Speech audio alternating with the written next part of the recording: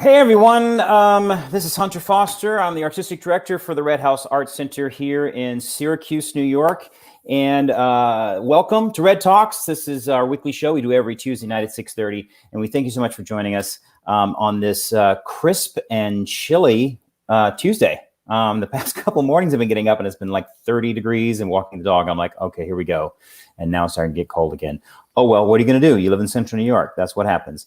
But it's been actually a really, really welcome considering we had such a warm summer and considering we had such a long summer, which seemed to go on for a very long time. But we're very excited for our show tonight. Binaifer Dabu is here tonight and one of our favorite people in Syracuse. But before we get to her, we wanted to just give you guys a little update about what's going on at RedHouse. We're still waiting for New York State.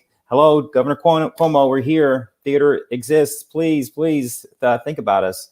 We're still waiting for the state to give us some direction about what we're supposed to do as far as allowing people into our space to see the shows and to perform and to do it safely. I mean, the most important thing is the safety of the actors, of the patrons, and the people who come to see shows. And we're going to make sure that everyone's safe as soon as we're able to allow people to come back into the theater. We still have our learning lab, which is going on currently, which is going great. A lot of kids in the building who are coming in and experiencing our learning lab. We have our fundraiser, our Aim at Grand fundraiser, which we do every single year. I've been a part of two of them. In fact, it was my first experience at RedHouse is when I was announced 2 years ago at the annual fall fundraiser. And we're going to do it again this year. And it's going to be virtual, of course. It's going to be virtual, and it's going to be on YouTube and Facebook Live. It's going to be also on Stars in the House, which we're very, very excited about. Our friends James and Seth over at Stars in the House are going to let us ride on their on Stars in the House. We got a great lineup. Fred Grandy and Ted Lange are going to host. We have some musical talents, Sutton Foster, Maya Sharp, and some other talented people. And it's going to be a fun night, and it's going to be a lot of great stuff about RedHouse and where RedHouse has come in the past 14, 15 years.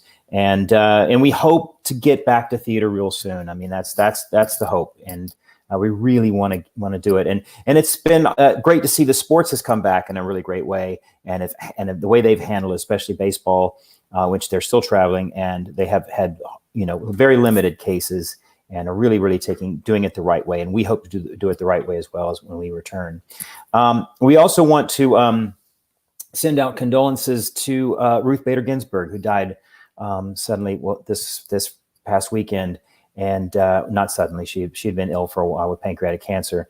And she was truly a remarkable woman who had 4 different kinds of cancer, and she survived three of them, and to live to 87 and to have had such a remarkable life and a remarkable career and to have done so much for women's rights. We just really salute RBG. And we thank her so much for all the things that she's done for us. We got this is going to be a crazy year in politics. And again, I'm not going to get political, but vote. Please vote. Please get your mail-in ballots if you're not going to go to the polls. If you really want change in this country, you have to vote, and you have to take a side. Please don't stand on the sidelines. Please be active and be involved. More than 50% of people in 2016 did not vote, which is really sort of tragic. The fact that in most countries, a lot of countries where you don't get the chance to choose your leaders, we do. So please vote. Please get your mail-in ballot. And if you feel comfortable, go to the polls. Okay, so why don't we get to it? I'm going to bring in Binaifer. And hello. How are you? Oh, I got to unmute you. Oh, yes. There you go. There you go. I am. Hi, Hello, how are you? Can you hear me? I can hear you. Yay. Thank you so much for creating space for me. Of course. We always create space for you. Now, I have to tell you, so when I first got to RedHouse, you were you're like Syracuse royalty, like you're like of the theater. I mean, right? It seems that way. It seems like you and Navros were like when I first got here, it's like, oh, well, Navros designs all the sets and Binaifer's in all the shows. And you were like Syracuse theater royalty. So you've had a long history, obviously, with RedHouse and the theater in Syracuse. But tell me how you got into theater. I know you're originally from India. Yes. And you came to this country and 38 years ago. 38 years ago. 38 years ago. That's how long we've been married. Okay. And you guys spent some time in Boston, correct? Yes. And Navros went to MIT. So we were in Boston for about 8 years before we moved to Syracuse in 1989. Oh my God. And how were you always, I know that I read that that there was theater in the arts is very big where you come from, correct? Yes, from India. Yeah. So I come from a family who has a lifelong passion for live theater and who are educators and artists and singers and actors and performers and teachers and accountants and dancers. And it's a legacy that began with my grandfather in the early 1930s, who kind of started collaborating in his village and bringing education to the villages, actually, to the folks who did not have that privilege of going to the theaters or learning the art of telling stories. And he was a wonderful storyteller. He was also a musician. So that passion kind of grew over the years. And now my dad is 82. So I have to say, if I go back all the way to the early 30s, it's a legacy that has followed my dad and my siblings, myself, of course, my boys now. And it's always been about giving back to the community and telling stories in a way that really brings people together, that really mirrors their feelings, their emotions, that really creates a platform to talk about the subjects and talk about the topics that sometimes people either are vulnerable or are not confident or do not have that privilege that sometimes we as storytellers have that as a platform. So since then, there's a little story I'll share with you. I was about 6-7 years old. And I was watching Mom and Dad on stage. And right before the show, I'm like, no, I have to put the makeup on and I have to wear my, the costume and everything. And I would sit in the audience and like a good little girl, I'll watch the show. So I asked if I could be in the show, like go on stage. And you're like, no, you're a little girl. No, not yet. You're not ready. So I don't know what happened, but I got up from the audience. I walked on backstage. I came right in the middle of the performance and started just singing and dancing and twirling in my little dress and all of that. And Dad, of course, the big improviser that he was, lifted me right up and, took me backstage. They'll never let me live down this story. But since that time, they had to create a little cameo for me to come on so that I wouldn't surprise them at the most inopportune time. Yeah. Anyway, so yes, storytelling, theater as a way of just giving and capturing the spirit of the storytellers and capturing the spirit of the writers and creating that difference in a way that helps the other person, not to inspire or influence, I don't want to use those kind of words, but just makes that day a little better, just makes that hour a little better. Maybe it helps them realize something that they can do or they should do. Maybe it helps them realize their potential. Maybe it helps them realize their dream. Maybe it helps them just capture the essence of maybe whatever is missing, and just hearing that story kind of tickles their that part of them, that fancy, that part of them. Yeah, it's really about. I mean, people always ask me like, what's the thing about theater that you love? And what I always sort of gravitate toward. You talk about telling stories, and when I was a kid, I wanted to write stories, and so I realized that when I was acting and I was telling stories, like that's what it is. That's the basis of what theater is. It's just telling stories. Yeah. And when we, I was 19 years old, by the way, when I got married 38 years ago, 1982. And Navroz, as I said, went to MIT. So there was this brilliant director at the MIT Drama Shop, Robert Scanlon. Love him. And I asked Navroz, I said, so what do you guys do for theater? You know, every day I used to come from home and every room had someone acting like a diva, you know, rehearsing music, someone practicing lines, someone doing this. So for me, the entire house was filled and infused with art, right? And the first audition that I had at the MIT Drama Shop at the Kresge Auditorium was Caucasian Chalk Circle. And that was my first production. Actually, Navroz was in it with me. So Navroz has done a little bit of really? Story. Yes. Oh, wow. His most favorite, if you asked him, he would tell you that over the years, his most favorite, and at the RedHouse particularly, is Selsden in Noises Off. Oh my God. Yeah, that's such a fun role. Selsden and Noises Off. And then for my favorite, watching Navroz, was Mr. Potter in Tarzan. He was Jane's dad. Wow. Oh my God. Also at RedHouse? Also at the RedHouse. Yes. Yes. That I had to say, I was surprised. He shocked. I did not think that he could pull that off. And boy, he delivered that and so much more. And so, go ahead. He's the one who actually introduced me to the theater in America because he had been here as a student for about 6 months before we got married and then came from India and all that stuff. And then after that, he was busy working on his thesis, and I went on to do more shows with the MIT Drama Shop and learned about the American theater here more so, the techniques, the tactics, the skills, right? And understood how the universal language of telling the stories was the same. But the way in different cultures people went about delivering that message is what I was very blessed to learn and understand.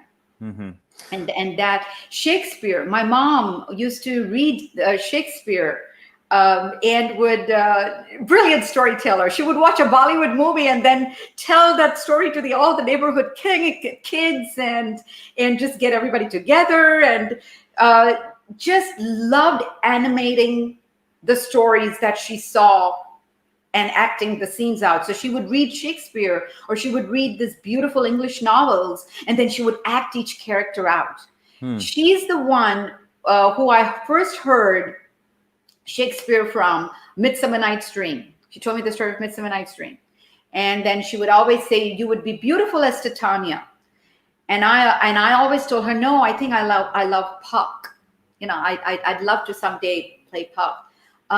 She always would do these events every month. She would get the kids of the neighborhoods together and then create these little vignettes for the neighborhood kids. She would have my sister do her dancing, and my brother, who was a singer, and the whole family would get together and do something for the town and the city that we were living in. So she was a very strong foundation and like a pillar to keep raising the bar for us. Well, speaking of Puck, I just want to show.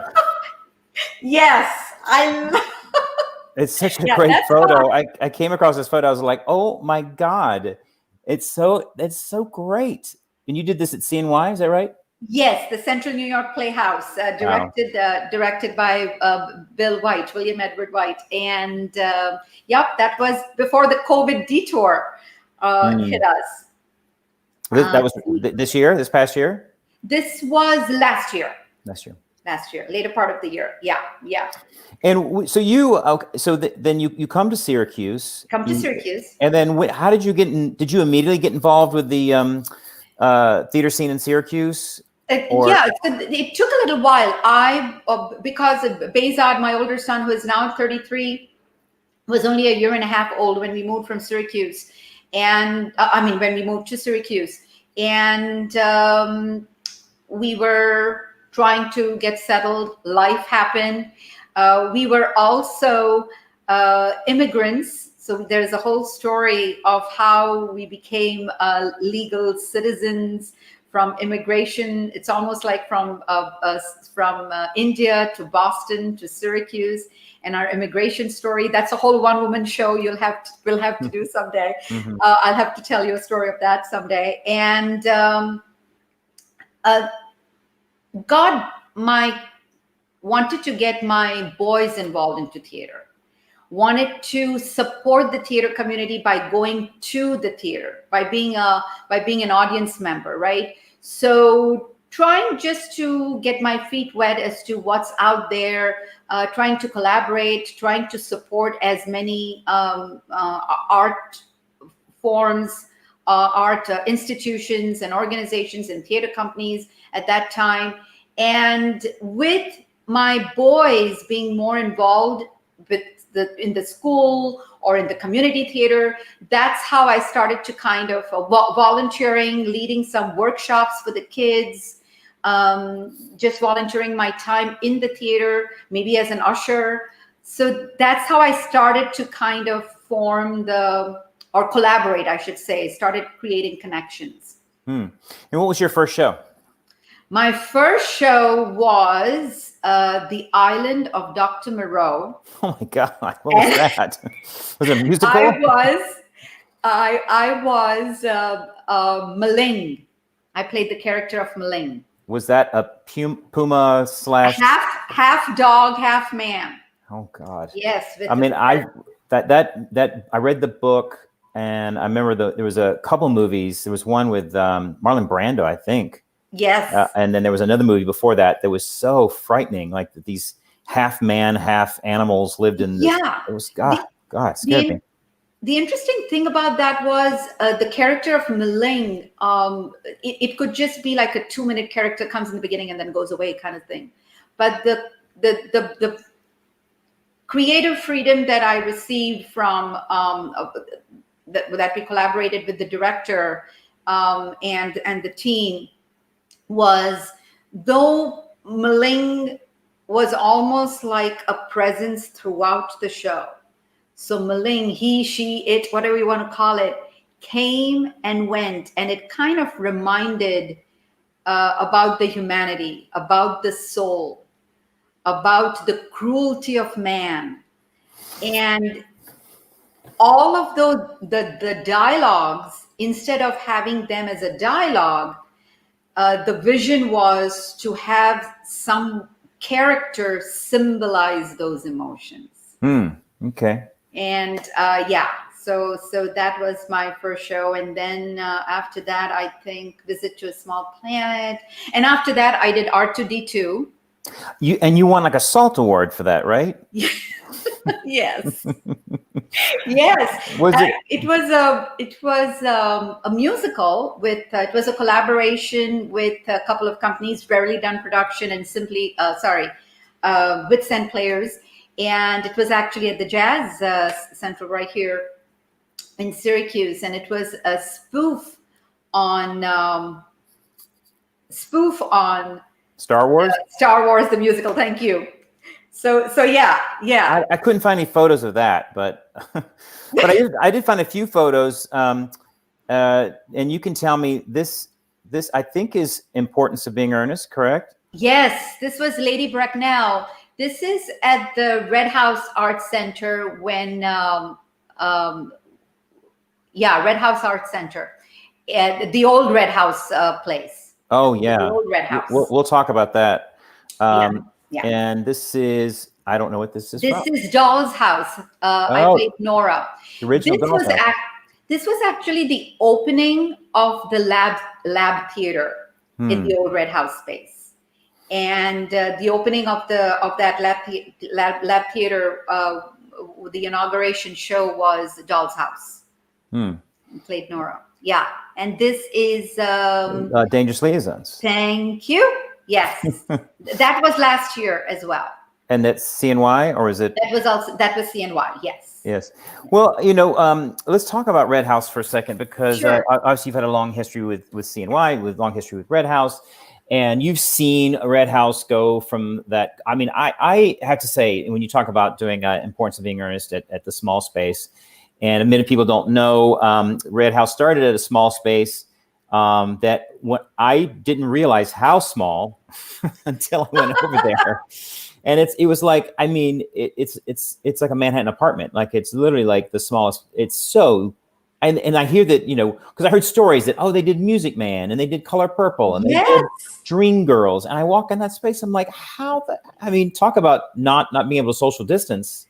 I mean, there's no social distance in there whatsoever. It's so tiny. And I just, it's remarkable and I see the pictures of how things were done there. What was it like performing in RedHouse in that small theater? It really captured the spirit of theater for me, for where I came from. That's what theater was about. It was the closeness. It was, how when you walk backstage and then all of a sudden you say, smell of theater. Mm-hmm. Right. Mm-hmm. This was the smell of the theater. It's like tights and BO and pizza. Yeah. Yes. You saw people the way they are, and the vulnerabilities and all of that, and the closeness and all of that. And the brilliant thing was, nobody was a diva. I mean, you could be dressing under a sink and find a little place, or on the staircase, or the space kind of inspired you to go with the flow and be, you know what I'm saying? Like, if you had any ideas, I'll have this space and I'll do this and just go, do your thing, tell your story. Yeah, go ahead. Sorry. It's funny that people think of Broadway as being this glamorous. And it is from the front, but if you've ever been backstage at a Broadway theater, they're notoriously small and dirty, and you're dressing on stairwells, and it's really not glamorous. And when I was doing Urinetown on Broadway, I had to do this. I had to pass underneath the stage to get out in the audience, and the passageway went down this hall where they had set rat traps up. Yeah. And so every night we would go and walk, and I'm like going, I'm in a Broadway show and I'm literally counting 12 dead rats. There's blood everywhere. There's like severed hand. I mean, it was like a crime scene of rats. And I'm like, this is what I'm walking through. I mean, but there's something, that's the thing, is that's what theater is not. Like doing a movie and you're in a trailer and theater that's what it is, all the way to the top. Right. And you know what? It also reminded me of where I came from. It reminded me of the places I used to travel with my family in India to perform, whether it was in a little village or a big city. And as I said, theater in our family, it was a hobby. It was a way of giving back, right? It wasn't bread and butter. It wasn't to live off of it. It was always to just give it back as charity, because that was the legacy that my grandfather wanted my dad to pass on, and he stayed true to that until today. All of us in the family do. When Navroz designs his sets, or whether or whether he performs, or whether I perform or tell a story or do a workshop or whatever that is, there is an acronym that I have, which is the GIVE acronym, GIVE, the gift of gratitude for G, the infinite learning and interest and investment, the V for vulnerability, for failures and mistakes, and the E for empathy. And the empathy is loaded with that kindness and the listening, and really, really, really doing it from the perspective of the other, for the other. So that was just saturated and infused. So when when you have to perform shows, like you said, The Music Man or Hair or Oliver, even Shakespeare productions, Hamlet. We did Hamlet at the Red House. Oh, God. Right? And all of this in that little space when there was a gallery showing going up on the second floor. So it wasn't like, oh, I can just go in the gallery and dress up. And no, there was an event going on there. And then there would be something else going on at the bar outside. So all we had, yeah. It's amazing. Oh, I know. I've heard the story that they didn't, everyone's just helping each other change. Yes. But that's what theater is. I mean, theater is it's the ultimate collaboration. It's the ultimate, theater's about teamwork. It's about collaboration. Absolutely. It's about working with each other. It's about listening to each other. It's about, doing things for each other and sort of, I say this all the time and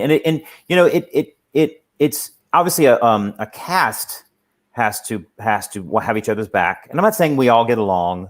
We don't always get along, but sure. But there is an underlying thing of like, I know that I'm gonna have your back and I'm going to be there for you and we're all gonna lift each other up. The same thing when I became a director, and I'm sure Navros knows this as well, is that we as the director and the team of designers and stage managers, we have to work together as a team and collaborate. And it only works when we're non-territorial and we share ideas, we lift each other up, it's positive. That's why I love that you talk about the positivity and the I love that, because I feel like that's important. And when I've been in shows that have not had that support, which has been very rare, because I think theater people gravitate towards being that, it doesn't work as well. No, it does not. And I should also say this, that I have the luxury of doing theater as a hobby because I have a full-time job, right? So I don't have the tension of how am I going to pay my next bill? I don't have to worry about the filling up the theater, the box office, the production, and all of the things, all of the magic that happens in the operation world, from the operations from the HR operations perspective, right? So yes, I do have that luxury, and I have complete respect for people who have to go through that. But at the same token, in the same breath, I will also say that when it becomes only about that, it gets fragmented a little bit for me.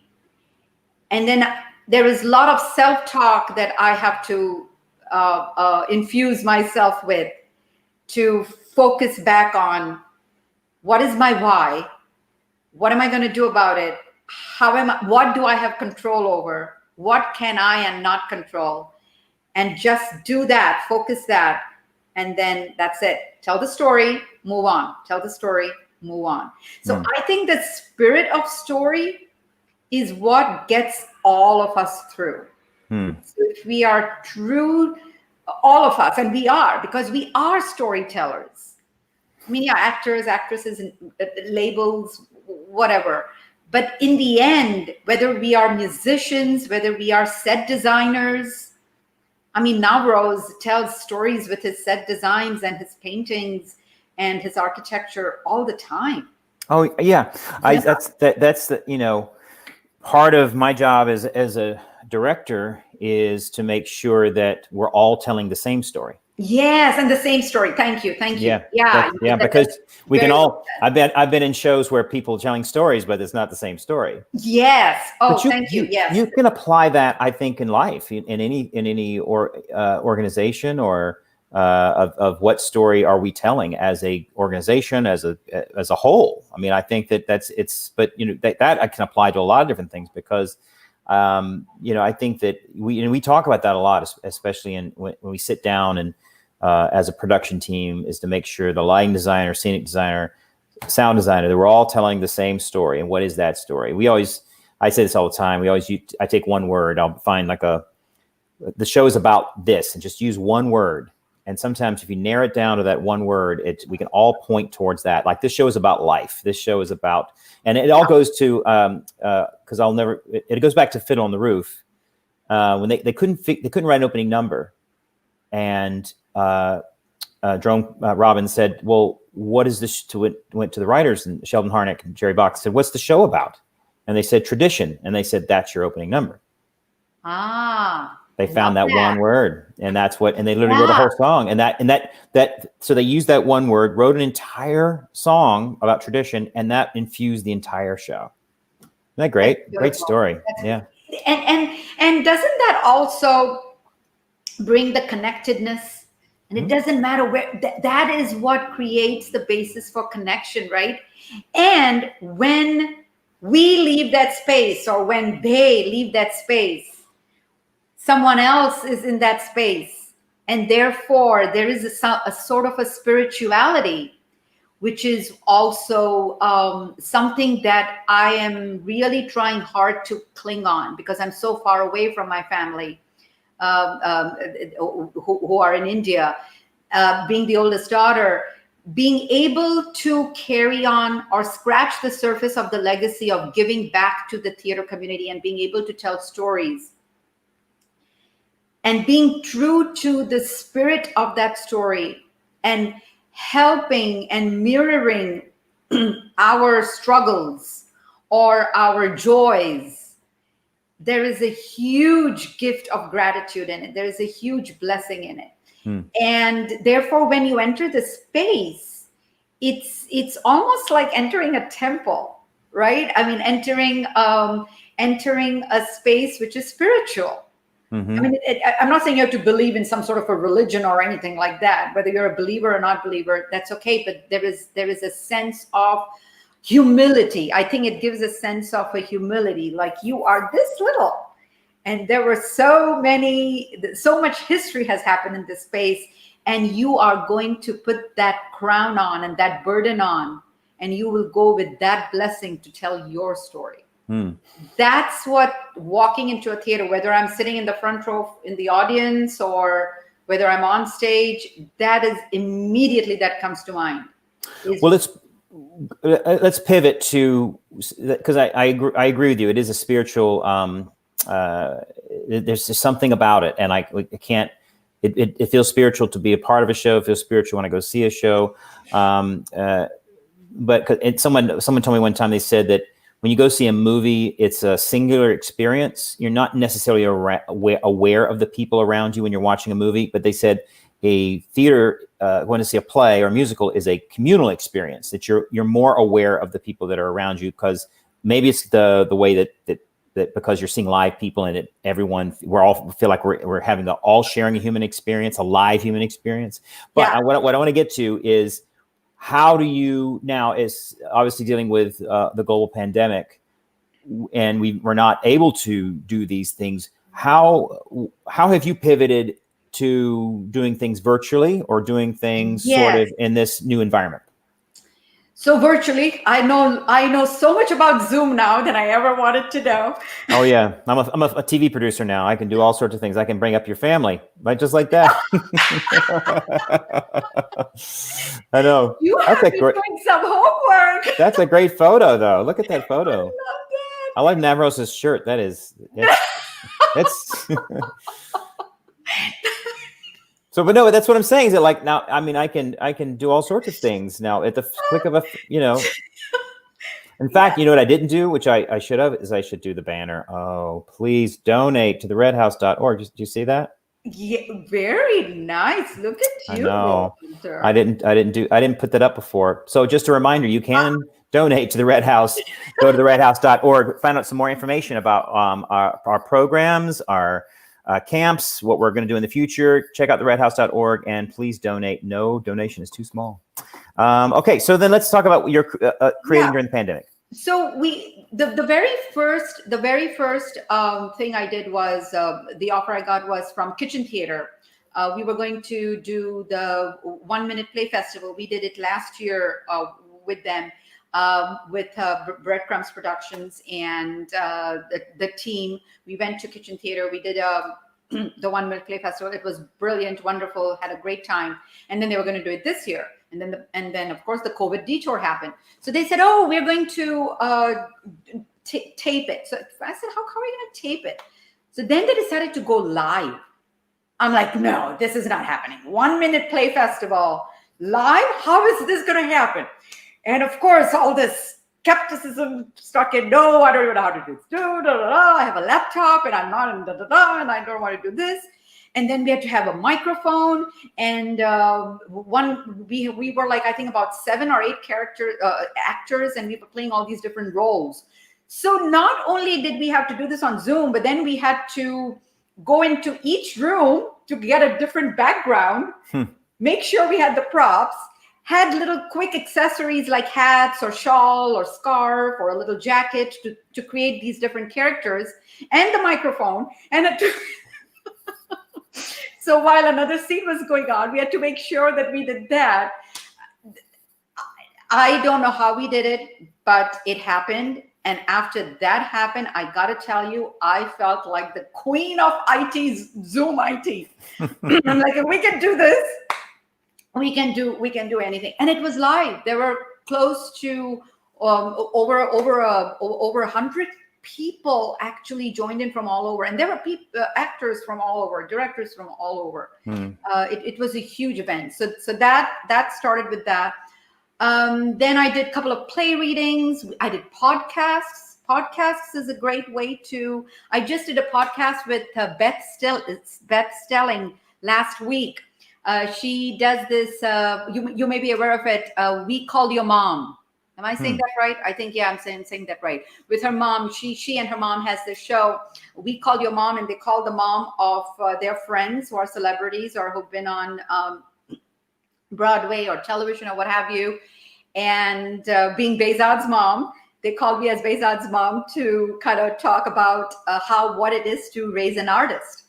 So I did that podcast with Beth on the Beth Stelling show.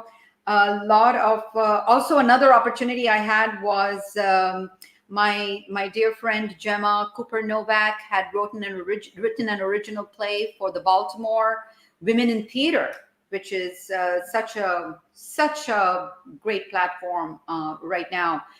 And so was a part of that. And my favorite was in the winter, we did some outdoor theater with the Auburn Players. Oh, you did? Just wrapped up last week. Really cold weather. We did Antigone and Letters to the Soldiers Lost. Oh, wow. Yeah, adapted by, I'm so sorry if I'm not saying this name right, Albert Schnapp. I think that's the playwright's name. He adapted this. He took the Vietnam War memorial letters from the wall and then embedded them and integrated them with the Antigone, with the Greek story. And he captured the spirit of that play and the message of that play with the spirit of the letters from the Vietnam War memorial wall, which is brilliant. There was music and all of that, directed by another near and dear friend of ours, Bob Frame. Bob Frame, great guy. So give a shout out to him right now. And at first we were like, how is this, all of that. And then again, hey, just tell the story. If you can run from one room to another with all of this, you can do it in the open, socially distanced, mask wearing, again, outdoor. He had choreographed each scene in a way where if there were 2 actors not wearing a mask, it was designed, he had choreographed in a way where we were, physically safe. Another opportunity. So that just ended over the weekend. It was freezing. And we had these, very traditional Greek costumes. So that was this weekend. Syracuse Stage was planning a cold reading, which we were planning to do in September, I think, August, September of this year, before the COVID detour happened. And it was we ended up doing that, taping that again. So that whole taping session was wonderful. 2 days of shooting. So it felt like we were shooting a movie, and I was recording a movie, and except it was not. So it took some of that. I had to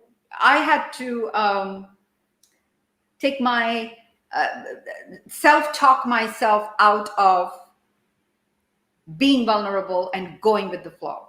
I had to actually embrace the GIVE acronym that I shared earlier, and I had to be willing to embrace that aspect of telling the story and being vulnerable and making mistakes and failing and all of that, and lose that liveness that happens with the live theater. But we were a whole new, I think it's the touching, right? It's the touching, Yeah. connecting, that you can't see the person's eyes. You're reading the script on the screen, and then you're expanding the screen so everybody's in the gallery view and you can't see them. And it's all of that. Yeah, I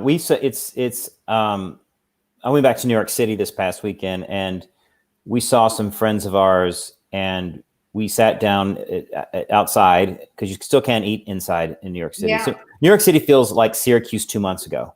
Like, it just, you can't eat inside, certain stores you can't go into.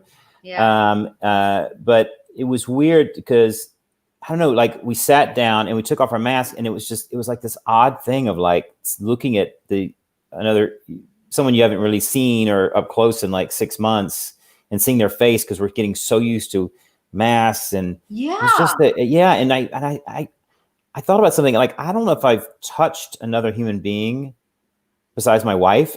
And like, I don't know if I literally touched, shook. Yeah. I mean, someone shook my hand once, and I was like, if I freaked out, they actually grabbed my hand and I freaked out. But actually me initiating touch to another human being since March. Yeah. That's odd.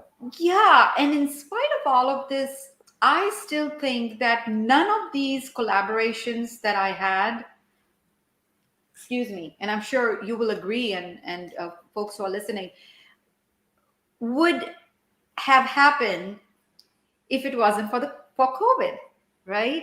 None of these stories, I wouldn't have had a chance to tell these stories or be a part of this in a small way, big way. I mean, story is a story, regardless of the venue and how you say it. I got a chance to tell the story of Antigone in a very different way. I got a chance to play 7 different characters in my living room. And there is a sense of humility, a sense of gratitude, and also a sense of joy that you are able to be all of those things and still be true to one purpose, which is tell the story. And it doesn't matter if it comes from a real, genuine place. And if you're true and real and authentic, it's a story. And hopefully it's going to help someone move forward with it. And I also feel that it's going to give us a pause, this whole thing. And hopefully after all of this we don't want to go back. I don't believe in going backwards. So I don't like to use the words. I don't like to say going back to normal.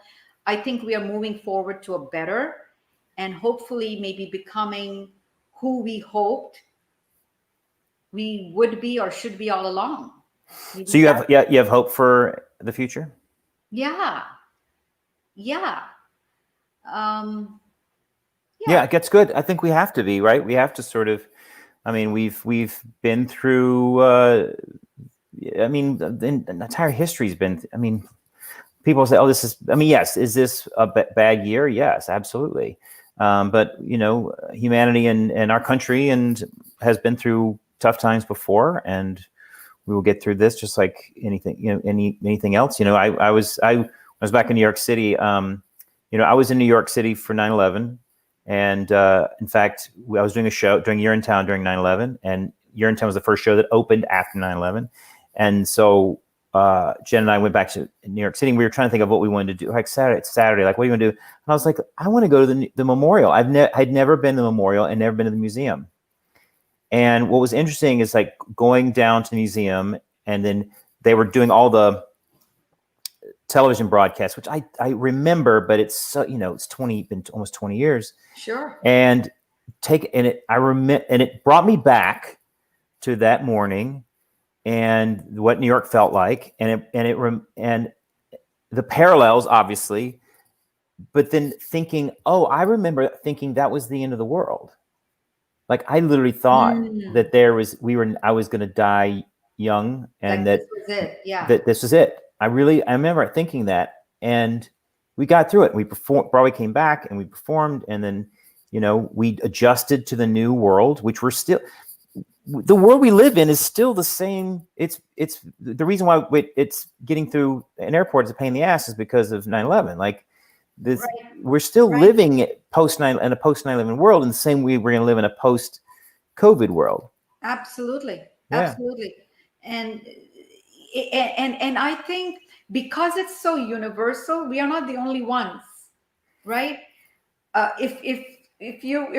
Someone would have told us, hey, you're going to be wearing a mask and you're going to look like this when you present, or you're going to do this. We're like, yeah, right. You will never catch me looking like that. Well, what a lesson in humility. Mm-hmm. We are all wearing masks, and we are moving about we are actually being in public, on stage even, right? Showing and being vulnerable and embracing and accepting that, and going through the storm. It reminds me, I was facilitating a leadership workshop, and I was preparing for that class, preparing for the program. And it was about creating a conscious presence and embracing the ambiguity and the uncertainty, and how to help the leaders still be influential and all of that stuff. And one of the things that came to mind was, when I was taking a list of all the reflection questions, is the question was, how do I take care of this? How do I go through this chaos? It's so chaotic. That's the word kept coming up. Like, it's so chaotic. I feel like I'm going through a storm. And we were in Japan last year, and we left our hearts there, by the way. I got to tell you that. We got to go back again and get our heart back. Just beautiful, beautiful place. And we were in this, we saw the Buto Theater, had a Buto Theater experience with just like 6 people in the audience. And as I was reminiscing that, I picked up, I thought of another play, which actually Behzad was a part of. And there is this beautiful monologue about going through the storm, by Haruki Murakami, Kafka on the Shore. And it talks about how when you are in the middle of the storm, you just walk through the storm. And all the sand is going in your eyes and your ears, and you cover your eyes and your ears, and you're still going through the storm, and you're going through it, and you're going through it. And you know that you're completely engulfed in it, and you're still going through it. And by the time you get out of the storm, and when you look up and you say, okay, I'm out of the storm, there is a sense of calm, and you understand exactly where you were and where you've been, because you were that storm. You were a part of that storm. That was everything that was inside you and more. And you came out of it being a much better person because of that storm. And I'm completely paraphrasing the whole sequence in this particular Kafka on the Shore monologue, or the passage, but it just completely immediately reminded me of, this is chaos. Go through the chaos, accept the chaos, become a part of the chaos, and don't become stagnant. Of course, have an action for it, but be okay without judgment, whatever that is. Because I think when we start judging and comparing and getting ourselves in our own way, which is what kind of like I was doing when the whole Zoom world started, I'm like, I can do this and I can do that. And I think that's what I learned from that. Let it go. So the connections may not work, and there may be several errors and mistakes, and you'll fail, and welcome that failure and be vulnerable. And like Rosalind Russell said, acting is standing naked and turning around very slowly. Mm-hmm. That's exactly right. That's what being an art. I mean, being an artist is, you're putting yourself out there, and it's one thing that I think all of us have to. One thing that I learned is that I think you want everything to go perfectly. You want everyone to love you. You want always to get all the awards and acclimate. But that's not the way it works. That's not the way life works. It doesn't matter who you are. You're always going to have people who love you and people who are like, Yeah. he's okay. But it's and that's okay. I think but that's part of being an artist. I think being an artist is also being true to yourself and allowing your oddity, because I think that what makes us odd, what makes us different, and I tell this to students all the time. I'm like, embrace what makes you different, because that's what's going to get you cast. Not if you're trying to be like someone else, or I'm trying to be this person or this performer. It's when people audition for me, and I'm like, ooh, they know who they are, and they know their oddities and their quirks, and they embrace that, and they love that about themselves. That's what all artists have that's what makes them artists. Right. Yes. All right. Well, this has been we've gotten a lot of great comments. I'll show you. This is from Toby. You wet amazing. I think she meant you were, not wet. Yes, I love. Yes. And yes, she did come to see Antigone. She braved the weather. And amazing stories. So we got some of that. So let me see what else is here. Oh yeah, Puck, yay, Midsummer, Stephen Shepard. And Toby says, Binaifer, best Puck ever. So some great little comments that came in tonight. Thank you so much. I could sit here and talk with you for another couple hours, but we've only got an hour for this show. But because your stories, your life experience, your hopefulness, your positivity is infectious, and so I love spending time with you, and I hope we can do more of that. So thank you for creating this space with grace for me. Thank you. Well, so much. Thank you so much for being with us tonight, and please come back to be in our stage again, please, very soon. Okay. Soon. Thank you so much, Binaifer. Okay. I just what a great night. That was a really, really fascinating conversation with one of Syracuse's most beloved actors and artists, and we were so happy to have her tonight. So thank you so much for joining us. We will definitely have some more information about next week's show. We've got so much going on at RedHouse right now, and we've got a lot of plans in the works. And I know I keep saying this every week, and we're doing what we can. It's a hard time for all of us, because as artists and theater people, and we want to get back into space. We want to do shows, and we want to get back to normal, but we all realize it's going to take some time, and it's going to take some compromise for all of us to sort of get back there. So remember to wear a mask, social distance. This thing is not over. You could be the thing I always remind people is that you could be one person away from infecting someone who is susceptible to the disease. So even though you may not hurt me, but you may hurt someone that I'm related to, that I'm seeing, that could be hurt. So that's how this thing works. So when you're wearing a mask, even though you're not necessarily affecting me, you're affecting the people I'm associated with. So please wear a mask. Be kind to each other. Be safe out there. Stay positive. We're going to get through this. I guarantee. Well, I don't guarantee, but I'm pretty hopeful. And we hope to be back in the theater soon. And I can't wait for that day. Have a great night, and we'll see you next week. Thank you.